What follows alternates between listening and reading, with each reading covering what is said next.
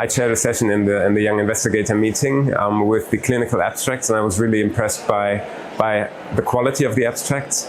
And one abstract I really liked was a big cohort of patients treated in Poland here by the Polish leukemia group with, I think, 300 to 400 patients treated with venetoclax rituximab in the relapse setting, and that's almost twice the patient cohort size that was in the original Murano study. And these this was just one poster abstract in the Young Investigator Meeting. I think it could have been a big abstract in the main meeting.